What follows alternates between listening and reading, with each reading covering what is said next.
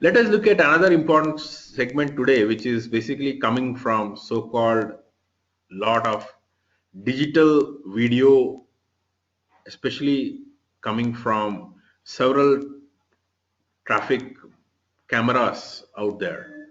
Likewise, there are surveillance cameras across homes, across apartments, across sensitive areas, monitored by police, monitored by government authorization, government monitored by security agencies. So what does this give? This gives a variety in terms of a video feed or a image feed.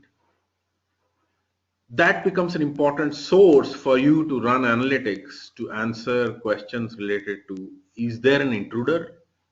Has there been a heavier density at a specific traffic junction? Is there a need to divert traffic to different location? So the idea is you use raw data coming from them and try to take decisions which are related to improving the way you perform. Either you improve security of your apartment or you do better traffic management. The other one which is very important in the current context is social media. Today, in fact, there is a whole new notion that the marketing officer in the classical enterprises is slowly getting replaced by something known as a digital marketing officer. Why? Because more and more transactions related to marketing are being covered by a very social media driven approach rather than taking the conventional marketing approach, which was based on heavy duty, campaigns run by physical brochures being printed or running huge ads on televisions or radio, etc. On the other hand, today, a significant percentage of that is diverted to running campaigns on Facebook, running tweets focused on specific new product launches, or running advertisement for jobs, say for example on LinkedIn. So in fact, today there is, I think, a significant new channel for marketing. So people have moved on to a new notion called digital marketing. And digital marketing today is very important for any CMO, Chief Marketing Officer, and they can only ignore it at a peril. Next one is this whole emerging notion of Internet of Things. Internet of Things is basically a great source of data for different analytics. Where it is used, you name it, name a sector it is used. Whether you talk about healthcare, where you're monitoring your health via sensors in your mobile or your running app, or Fitbits giving you data about your heartbeat to run rate, etc. Or it could be an instrument at home which is giving you data about temperature, pressure, etc. Or it could be a data center which is giving dynamically information about the energy consumption at each interval. Or it could be something like a smart city where people are monitoring sensors related to humidity, etc., and are displaying that dynamically at huge billboards, so that people can take appropriate measures. Because today, if you see, several countries have problem of massive pollution, and giving a heads up on some of these monitors before somebody gets out from home can give them an equipment like wearing a mask before they go out of home, etc. So sensors, Internet of Things are pretty common today in homes, in healthcare, in airports, in factories. Today, factories actually, whole manufacturing is getting a new revival of kind with this new invention called industrial internet. Industrial internet is basically a new generation of industries coming up with very comprehensive usage of sensors and Internet of Things in making sure that the shop floor is heavily instrumented, the generated outputs on the shop floor are heavily instrumented, and several data items that are collected allow us to do very smart ways of carrying out manufacturing. How do you do that? Where do you do that? Is very evident in a very new kind of car that is coming up, like Tesla or like E2O car in India. What these guys do is they have this notion of connected car. Connected car is basically nothing but you have several sensors. Usually it's like a SIM-based sensor which actually govern different parts of the car and monitor the different vital parts and send data to a remote NOC which keep on monitoring whether there is an issue with the car. For example, I'll give you a very interesting anecdote here in India. Mahindra E2O, which is a very popular electric car similar to Tesla out there, is able to get real-time information about a driver driving a car with around 30-40 sensors in it. And recently in Bangalore, there was a lady who suddenly got a phone call when it was in a slushy area where her car was stuck. She was surprised to get a call from inside her car from a remote center saying that, ma'am, you have some issue with slush. You're stuck in some slush. You manage your brakes in this manner and you'll get out from the slush. How was it possible? It's only possible because there were sensors in the car. There was constant monitoring of the data being sent to a remote center.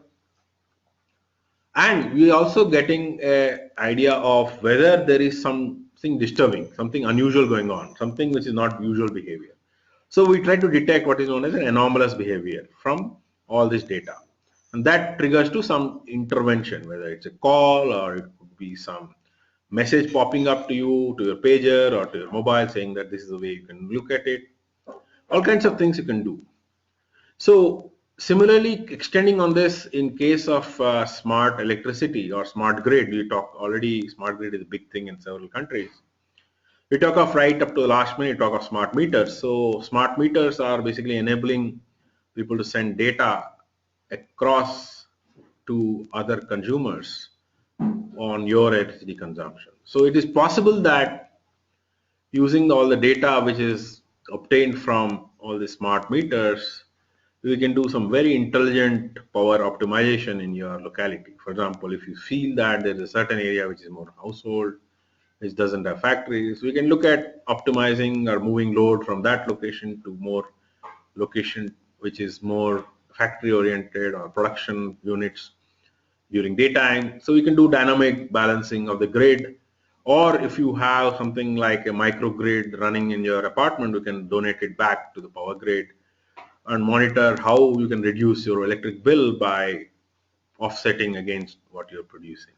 All that is possible only because there is data being generated and data being generated being distributed to others, and collectively we're using the data for some collective intelligence and leading to some action, either doing a load balancing or doing an intervention in terms of informed power cuts at specific times. So all that is happening because of dynamic data being generated in smart grid.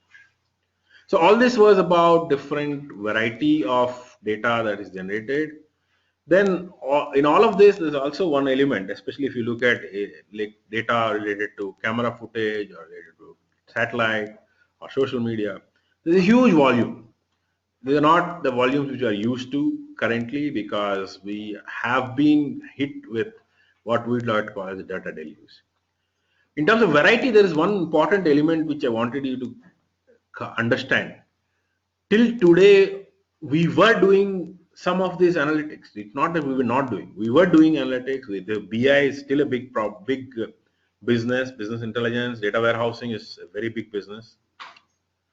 But where it makes a difference is the amount of data coming from unstructured sources. The image, the text, the video, the kind of raw data coming from sensors, etc. All of this is not necessarily the kind of structured data warehouse kind of data which was used, especially in forecasting or in large financial institutions doing data mining and data warehousing, powering BI, etc.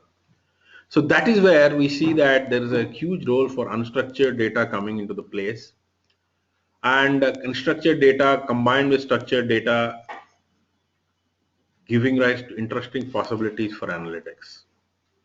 So while volume is high, variety is also very high in the current.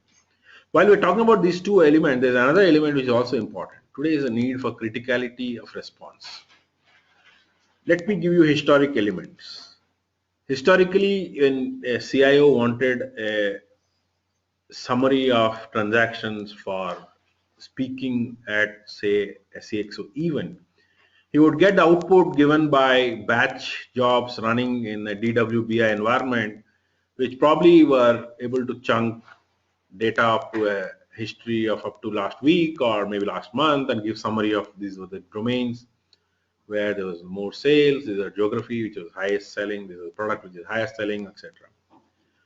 But imagine the surprise when today there is a possibility that some social media outrage over the last 24 hours has been causing a havoc to a new product which you have launched, and suddenly there's a huge outburst against your product and all your product sales have come down. And suppose you don't have that real-time update and you're going and speaking about historic performance of your product, and that you will be really looked at with suspicion that you're not fully up to date on your product marketing, on your product sales. Why is that happening? Is because of the fastness and the velocity with which data is required to be processed today, with data which arriving today. So all of you, like, let's take a simple example. Today there was a very simple but very fast moving viral thread to one of the leading e-commerce platforms in India, where because of a popular actor's negative sentiment, suddenly it affected the app download and app, frequency and app reputation, and it led to a huge loss of reputation and thereupon the huge loss of revenue. This happened within just 48 hours, in fact 24 hours I would say. So that's a kind of scenario you have to be today equipped with. You have to be able to be constantly aware of the fast moving velocity of the sentiments generated in Twitter sphere or in Facebook. Likewise, in banking scenario or securities, you should be able to very quickly detect fraud, or it could be even some algorithmic trading gone wrong, which leads to a massive fall in specific stock price. I think like recently some